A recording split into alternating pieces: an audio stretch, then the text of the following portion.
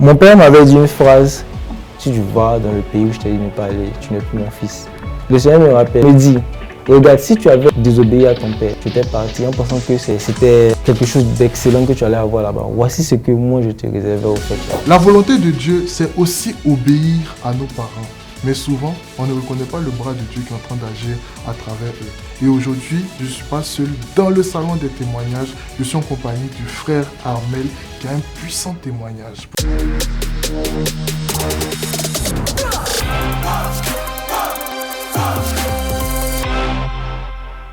Bonjour Armel. Bonjour Ali. Vraiment, sois le bienvenu. Nous sommes très contents de te recevoir sur notre plateau. Et tu as une puissante histoire à nous raconter. Donc nous t'écoutons. Je suis très heureux déjà d'être parmi vous aujourd'hui et je bénis le nom du Seigneur pour cela. Mon histoire elle est très particulière et ça touche plus le cadre professionnel. Et c'est une histoire familiale. Voilà, donc pour ceux qui ne me connaissent pas, je vais me présenter rapidement. Donc moi c'est Armel Azoumé, je suis un ancien étudiant de l'université américaine et j'ai eu mon diplôme là-bas en mécanique, ingénierie mécanique. Petite affaire. En fait, j'étais à un tournant de ma vie où je me demandais si j'allais rentrer dans le milieu du travail ou continuer les études. Et j'étais entre les deux, au fait. Mais en temps, au fait, je servais le Seigneur. Voilà, je suis avec un groupe de jeunes frères en Christ for Jesus, donc on sert le Seigneur ensemble et tout. Et j'arrive à un tournant de ma vie où je reçois une offre d'emploi. Et l'offre d'emploi, au fait, est située à l'extérieur du pays, avec un bon salaire et tout. Qui n'aimerait pas au fait avoir fraîchement sorti de l'université, un bon salaire et tout. Et l'offre se trouve à l'extérieur du pays. Tout porte à croire au fait que je vais aller là-bas. En tout cas, voilà, j'ai fait des interviews et tout. Ils m'ont retenu. J'étais parmi les seuls qu'ils avaient retenu dans tout UGB, d'ailleurs, en mon temps.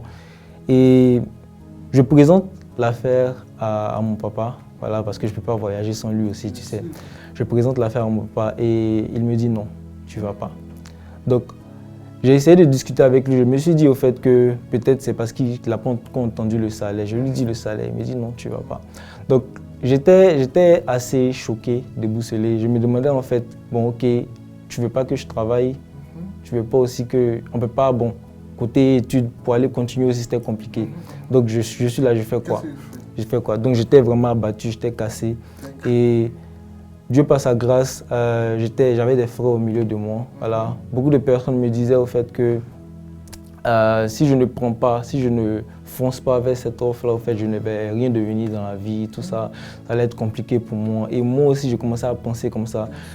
Jusqu'à un jour, j'étais en larmes même. Voilà, je me demandais ce que j'allais devenir et tout. Voilà. Parce que ce sont des opportunités qu'on ne gagne pas tout le temps. Et il y a une phrase du Seigneur qui me revient comme ça. Le Seigneur m'inspire une phrase pour me dire au fait que même si je perds tout et que lui je l'ai au fait, je n'ai rien perdu. Voilà. Même si rien ne va dans ma vie, même si rien ne marche autour de moi, tant que j'ai Jésus au fait, je n'ai rien perdu. Et ça m'a redonné espoir. Ça m'a redonné espoir. Et quand j'ai saisi au fait cette parole-là par la foi, le lendemain, je ne suis pas en train de raconter, le lendemain, jour pour jour, on m'appelle. J'avais déposé mon CV dans un endroit où je connais un frère même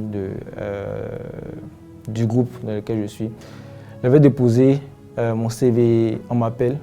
Logiquement, je n'étais pas censé passer le jour où ils m'ont appelé. Ils m'ont programmé, mais c'était pour un autre jour. Mais apparemment, ils se sont trompés, ils ont inversé. Voilà un peu les voies du Seigneur. Ils ont inversé et le manager m'appelle, il me dit que j'ai une interview avec lui. Je ne connaissais rien de l'entreprise. Même le poste pour lequel ils voulaient me retenir et tout, m'ont appelé et tout. Je ne savais pas grand-chose du poste parce que j'ai fait l'ingénierie mécanique. Et là où je travaille, c'est plus en qualité, quality assurance, quality control. Et il m'appelle et ce même jour, le Seigneur m'a donné la force. Je suis allé, j'ai vraiment fait des recherches, j'ai vraiment... En tout cas, ce jour-là, tu pouvais me demander n'importe quoi. Voilà, tu pouvais me demander n'importe quoi sur l'entreprise, j'allais te sortir ça. Et j'ai fait l'interview, tout ça, et par la grâce du Seigneur, ça s'est bien passé. Et mon manager, qui est mon manager actuel, il m'a demandé comme ça, c'est vrai, tu es très intéressant, mais pour ce travail-là, au fait, tu seras le seul en Côte d'Ivoire ici qui va faire ce travail pour l'entreprise dans laquelle je suis. C'est une entreprise pétrolière dont je vais taire le nom. Et il me dit au fait que voilà, tu seras le seul représentant ici. Tu n'as pas vraiment le diplôme qu'on recherche, le diplôme en qualité. Toi, tu as un diplôme en mécanique. Tu n'as pas les certificats qu'on recherche. Qu'est-ce qui va faire au fait que je vais te retenir et tout, tu vois? Et je me suis étonné, voilà, en train de lui dire comme ça que de la même manière, il a fait confiance à la personne qui a déposé mon CV parce que j'ai remis ça à quelqu'un pour déposer. De cette même manière, au fait, il doit me faire confiance, au fait. Donc voilà, ça part de, voilà. Et quelques jours ont suivi. Normalement, ce processus-là, comme c'est une multinationale, le processus d'enrôlement prend vraiment du temps parce qu'il doit faire des check-ins sur toi, tout ça, sur tes antécédents, tout ça. Mais pour moi, ça a pris 15 jours. 15 jours, on m'a rappelé et tout, on a négocié, tout. Et je ne vais pas vous mentir, quand j'ai vu le salaire, j'étais en train de me dire comme ça que j'étais étonné parce que mon père m'avait dit une phrase et le Seigneur m'a rappelé ça. Il m'a dit au fait que si tu vas où je t'ai dit de ne pas aller, si tu vas dans le pays où je t'ai dit de ne pas aller, tu n'es plus mon fils, tu vois. Et je lui ai dit au fait comme ça que ce n'est pas une opportunité à rater, tout ça. Donc, quand je vois la fiche de poste, le Seigneur me rappelle, il me dit, regarde, si tu avais désobéi à ton père, si tu ne l'avais pas honoré, tu étais parti en pensant que c'était quelque chose d'excellent que tu allais avoir là-bas. Voici ce que moi je te réservais au fait, tu vois. Et voilà, j'ai éclaté en sanglots, j'ai pleuré parce que je ne m'attendais pas à ça. Fraîchement sorti de l'université, voilà, un poste comme ça de responsable, tout ça. Je ne m'attendais pas à ça. Et Dieu par sa grâce, voilà. Beaucoup de personnes pensent que le plus grand des commandements, c'est seulement tu aimeras le Seigneur ton Dieu de tout ton cœur, de toute ta pensée, de toute ton âme.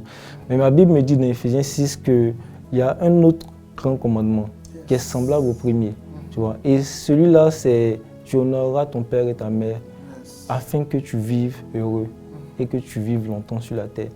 Et ce simple geste que j'ai posé là, en fait, en ce temps, en fait, je n'avais pas vraiment conscience de cela, mais j'ai honoré un père.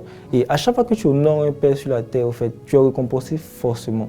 Tu es récompensé forcément. Et le Seigneur m'a récompensé en me plaçant à une place, en fait, à quelque chose que je n'imaginais pas, en fait.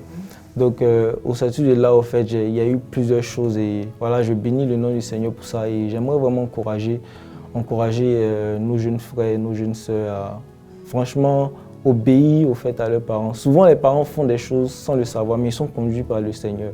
Ma Bible me dit que le cœur des rois est comme un courant d'eau dans la main du Seigneur. Il incline où il veut, au fait. Et ce jour-là, le Seigneur, par sa miséricorde, par sa bonté, il a incliné le cœur de mon père vers le rejet, au fait, le refus, pour me permettre, au fait, d'entrer dans lui sa volonté. Parce qu'il voulait que je parte là-bas, au fait. Parce que, à vrai dire, j'avais toujours rêvé d'intégrer cette compagnie-là, mais le réseau est tellement fermé, c'est tellement compliqué d'intégrer. Et le Seigneur même est venu me piocher, il m'a mis là-bas. Donc voilà, c'est un peu mon témoignage et franchement, j'aimerais vraiment encourager aussi des frères et des sœurs. Le témoignage est très important.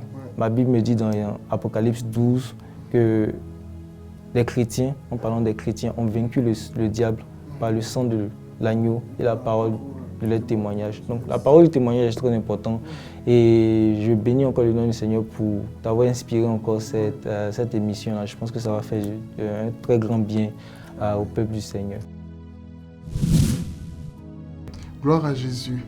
Ok les amis, et vraiment, moi je suis touché, amen, il faut honorer les parents parce que c'est ce que le Seigneur nous demande. Et lorsque tu honores tes parents, je t'assure qu'il y a des déblocages qui se passent dans ta vie. Alvin & Co saison 3, j'espère que ce message, ce témoignage t'a touché et va te permettre de pouvoir respecter tes parents. Tu es béni.